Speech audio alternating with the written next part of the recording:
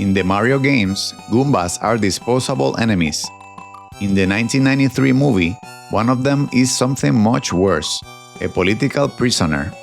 Koopa strips away most of Toad's intelligence, traps him inside an enormous body, and makes it his minion. But what Toad eventually does proves the person is still in there. Toad's transformation shows what Koopa does to people who oppose him, and the movie never restores him to normal. Toad enters the story as a street musician, singing about how much worse things have gotten under Koopa's rule.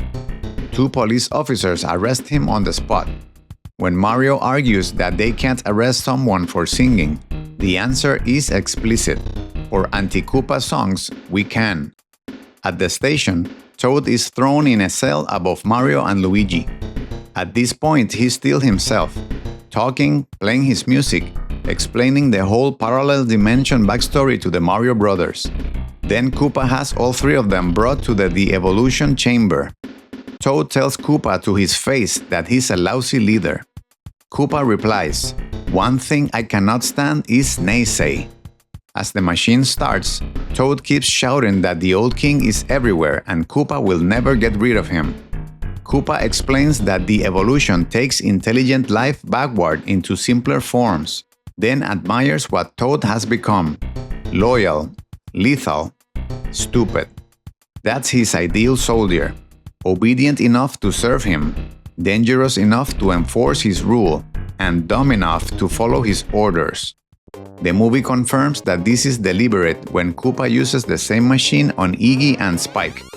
Instead of devolving them, he evolves them and increases their intelligence because he needs them to solve a problem. Koopa can move intelligence in either direction. With Toad, he moves it down, except he doesn't quite get what he paid for.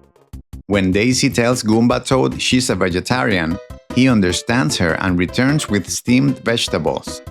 That could still be simple obedience. The other Goombas also respond automatically to music, so dancing alone doesn't prove Toad survived unchanged.